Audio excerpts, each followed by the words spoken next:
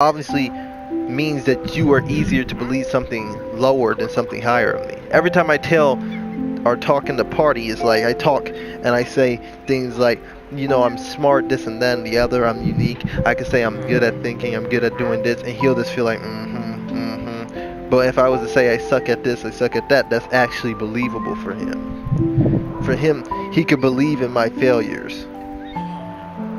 But then I say, you know what, I'm just going to let them believe in my failures.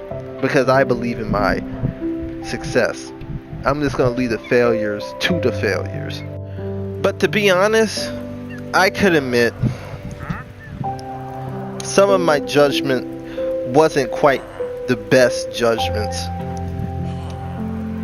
Then I'm saying when it comes to being all around, because for a positive guy, I haven't really handled a lot of things in the best way due to me sometimes just giving up.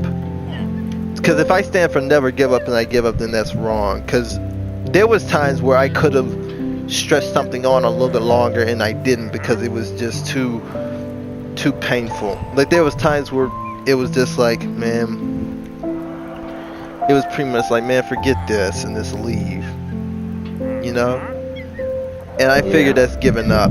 Like if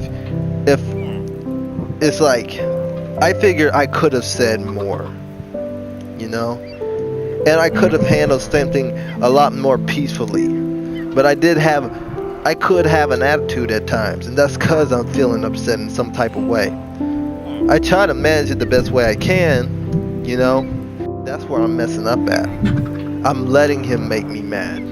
And the only reason it was easy for him to make me mad is because the thing is, it's like I'm believing in what he's saying. That's probably what it is. And the only reason that is because when I label somebody as a friend, what do I oftentimes do? Believe in what they're saying, because that's your friend. You can believe in your friend. You can rely on your friend. So then my body or my mentality mixes that up. Because it's like, this guy's your friend, and he's talking like this about you. If I feel stressed at all, I'm letting something get to me that I shouldn't let get to me. Because the only thing I tell other people is, don't let things get to you. Don't let things stress you out. And if I'm telling people that, and I myself is letting stress get to me, then I'm not practicing what I'm preaching. The only reason he's getting to me is because I'm seeing him as something he clearly isn't. He clearly fell under that friendship radar way too many times. Way too many times.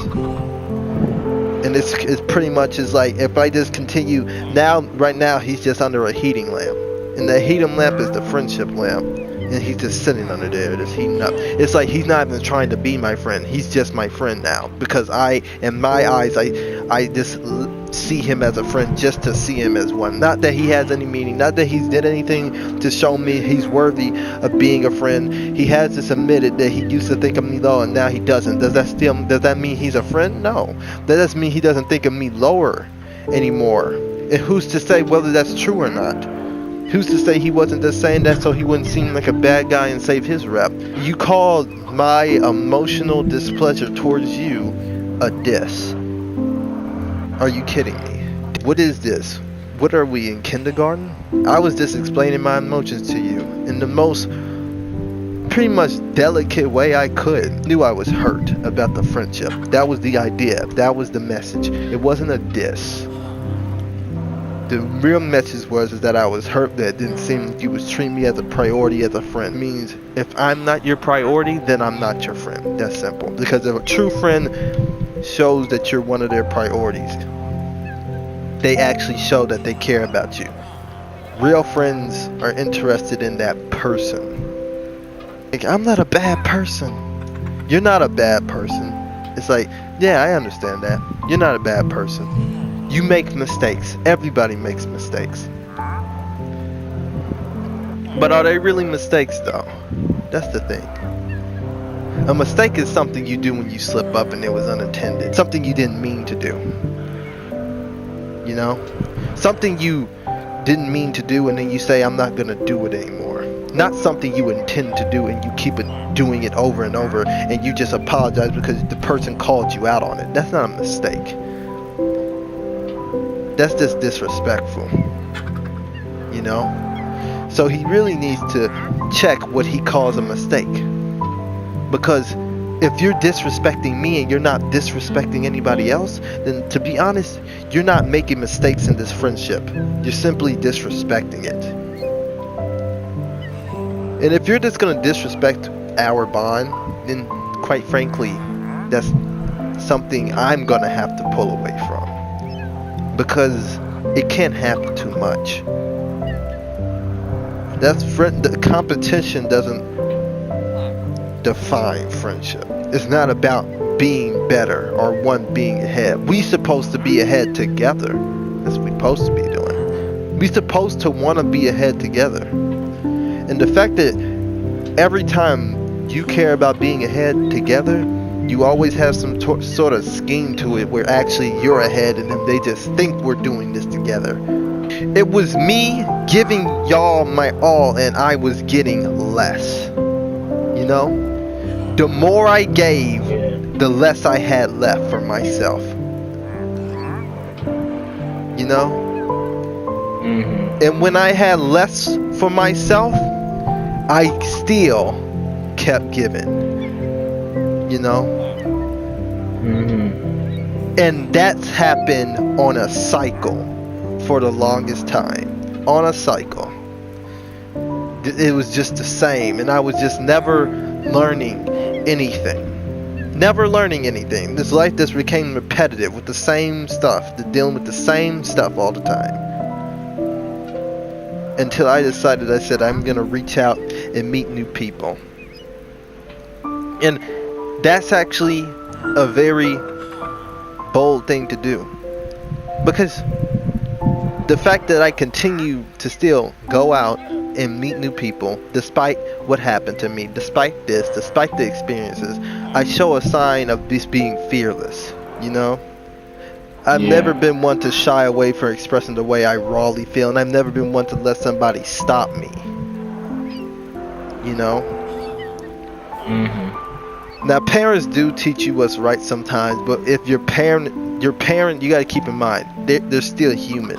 They still get afraid. They can still make mistakes and they can still misjudge, you know?